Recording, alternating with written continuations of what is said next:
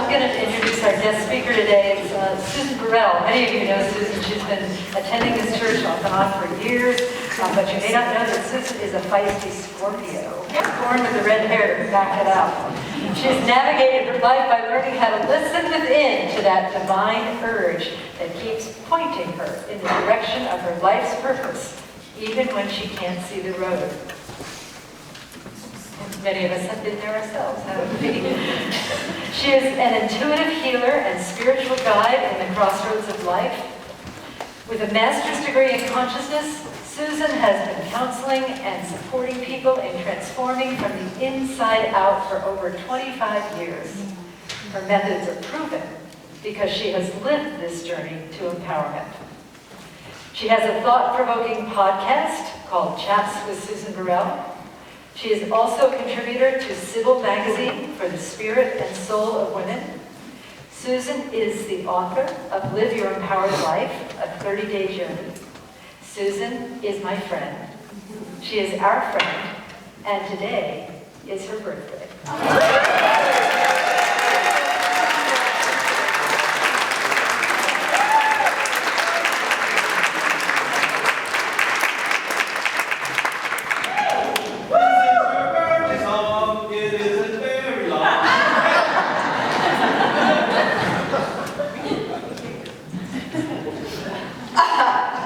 Oh, wow. There's so much to say, and evidently not enough time. Thank you. What an honor to be here again. And I'm a little weepy. I'm sorry, I'm just a little weepy. Oh my goodness. So if y'all bear with me. Oh, man alive. I didn't anticipate this today. So the talk today is the journey from worthless to worthy. And I just want to know how many people today don't feel valuable. Wow. So I'm holding my hand up, and part of that's why I'm weeping. Okay, thanks for joining me. Or at least admitting that you're kind of in my tribe. So I talk about this journey from worthless to worthy because I did live it. I walked it. I did my inner work. Part of what happened for me was I got divorced. Yeah. So, and that, boy, is that a wake-up call. And I hadn't anticipated being woke so much as that. So I want to read something by Terry Cole Whitaker before we really dive into the meat of this, because she says the worst thing we can do is to invalidate ourselves and others by thinking we're not good enough and not able. She also says there is no need to grow, evolve, or get better as we already are that. And at the level of our true nature, we are whole, perfect, talented, able, powerful, evolved. But many have accepted that we are less than who we are, while believing that others are more deserving, more intelligent, more capable. Right. Anybody got that going on, thinking everybody else is better? Yeah, right? So, evidently, that's how I lived most of my first two acts. Are we in the third act, Bonnie? Oh, God. But when I went into divorce, I was woken up. I literally was shattered. My heart was shattered and I realized I didn't know myself. I didn't know myself at all. I didn't value myself. I didn't respect myself. I didn't love myself. And basically, I was worthless. And I didn't know that, right? That was the belief system I was operating under. And so my journey began. The journey started, I realized there's 5 steps to this journey now. I kind of had to, in hindsight, figure it out. The first one is to get the garbage out of your head. And I had a lot of garbage in my head. I had a lot of belief systems that were either given to me by my ancestors or belief systems I picked up along the way. I'm an ex-actress, and anybody who's been in acting, that the rejection, if you don't care about yourself, becomes the compounding factor for worthlessness. So I had to really learn how to get, there we go.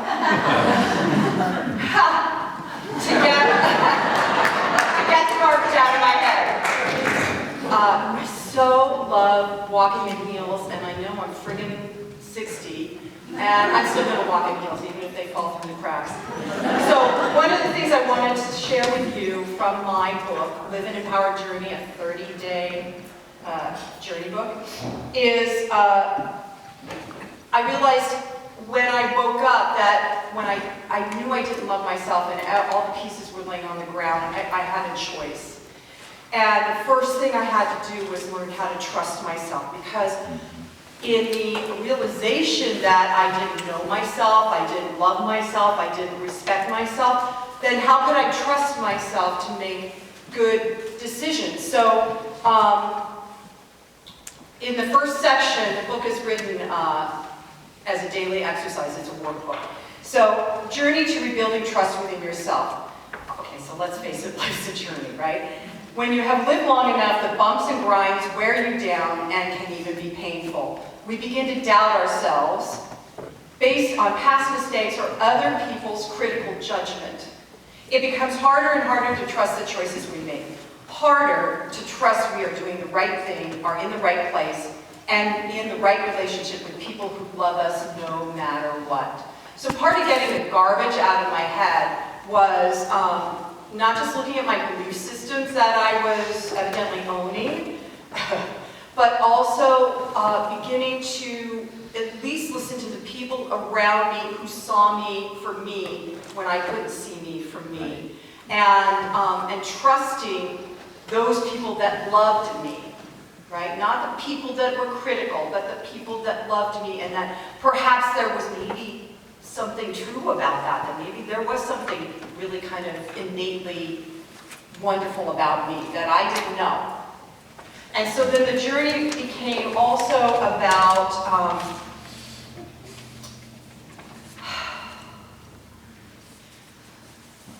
not blaming the other person. Right? In divorce, it's easy to blame the other person. When you're in a business or a career and you get laid off or maybe fired or demoted, it's so easy to blame the other person. And what I uncovered is it wasn't them, it wasn't him, it was the fact that I really just didn't value myself. And so learning that, digging deep, excavating the belief systems, facing my fear, that was the next thing I had to do. I had to face the fear. And the fear, whatever it was, the fear that, well, I don't know about you guys, but for me, there was in the beginning of my spiritual journey, when you're told to meditate, the scary thing for me is I'm going to find the person that's the really ugly person sitting right next to me in my meditation room. Right? And then I didn't want to look at that dark person thing if it was there. So facing the fear became paramount in getting through my journey to self-empowerment. Because I had to really look at myself, look at the stuff that I thought was ugly, or look at the stuff that I thought was dark, or look at the stuff that was scary, and really face it. And then once I faced it, I could begin to either, like Margaret said, shout it out, let it go, or integrate whatever pieces of that were maybe true for me, that maybe I needed to just love that dark side. And anybody love their dark side yet? Yeah. And so don't you find that when you start loving that dark side, it's really not as scary, it's really not as awful, it's actually another foundational piece of who you are. And when you get to embrace it, it actually starts to work with you as opposed to against you, as opposed to making you stop. So getting rid of the junk, facing your fear, and then the next thing was, for me, I grew up in an enabling house, you know, the enabler thing, of let me do everything for you so that you'll be better, right? So for me, I had to learn how to build strong boundaries, and that was something I'd never had before. I always had loose boundaries, I didn't know that. But having a strong boundary, I realized was something that was helping me define myself, and helping to make sure that I could stand in my own power. I could stand up for myself. It wasn't about me against them or any of that. It was just, here's my personal boundary. This is who I am, and I'm no longer going to put up with whatever that is that I kept allowing in. that would tear down my walls of self-esteem, you know. So as I was timidly and then more powerfully building my self-esteem and learning how to love myself more than I ever had before and respect myself, boundaries became important. And for anybody that's never built a boundary, oh my goodness. Because they would come up and then they go down, and then they'd come up and then they go down. And it was like a roller coaster. And I'm still working on that. So the other thing was, I have well, let me read this from Byron Katie, because she also is like right there about doing the work and building your self-esteem and building your boundaries. And she said, if you've been following the instructions and have done the work of pointing the finger of blame outward, you will have noticed that your judgments of others always turn back towards you. Right? So when we're judging others, it's really about us judging ourselves, right?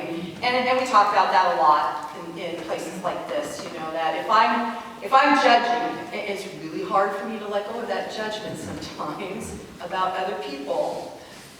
But that is also a key. Where am I not respecting myself? Because it really isn't about the person outside of us.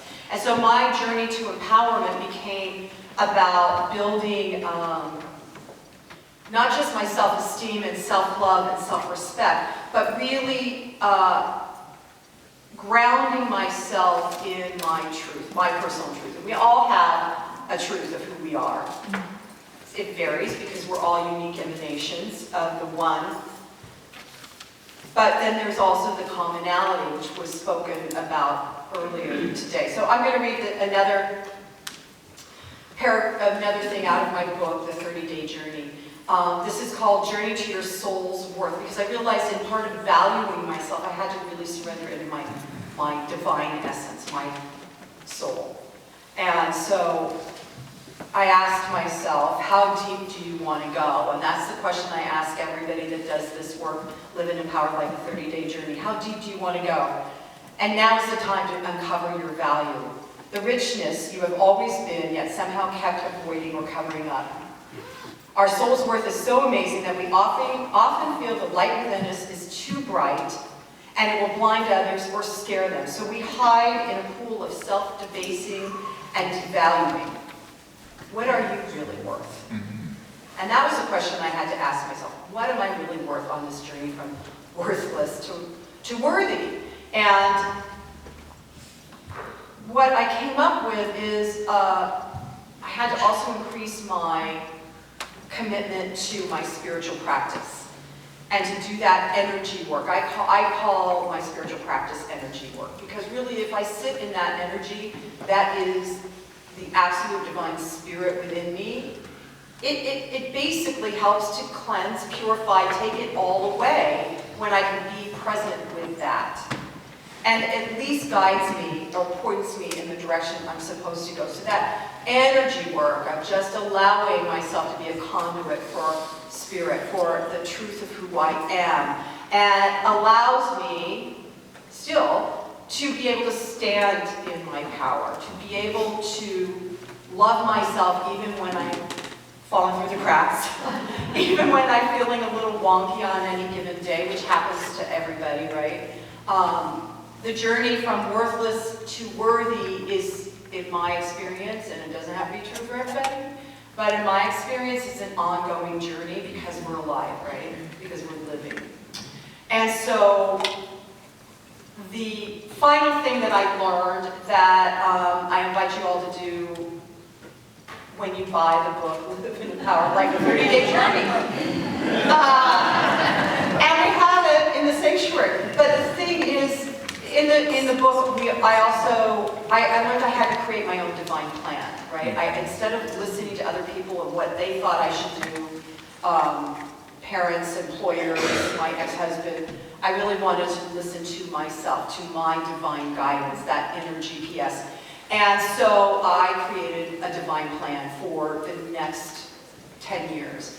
And that to me is very important, because then when you can begin to understand who you are, and then you can begin to discern where you want to go, Then there's action steps, and so many of us take action steps before we really understand the truth of who we are. We take action steps thinking that the action is going to give us what it is we need, give us more love, more whatever it is you think you're lacking, right, when you don't feel worthy of it.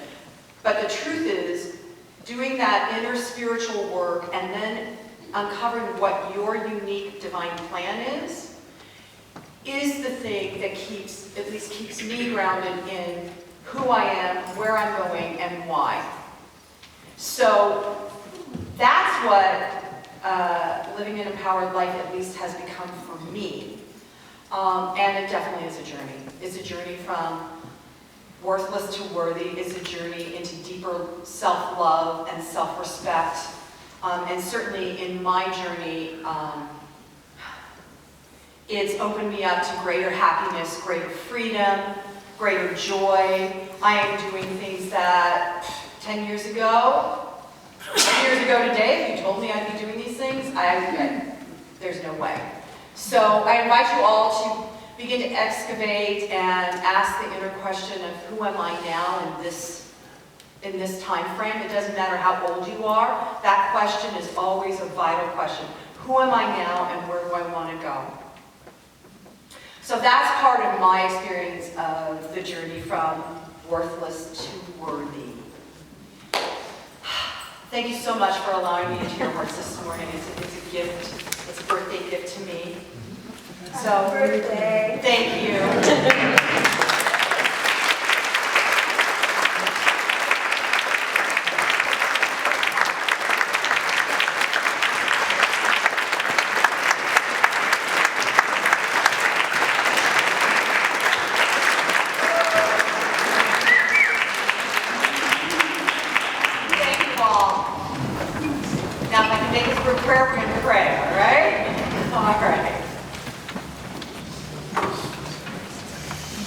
So you're just taking a deep breath into that heart space that's love within you, allowing that love to begin to circulate through every cell of your body, allowing that love to become part of the breath, allowing that love to become part of the thought, and allowing that love to just deeply anchor you within yourself, connecting to Source, to that energy of love that I call God, and allowing that energy to be the grounding factor, the foundation of your life from this moment forward.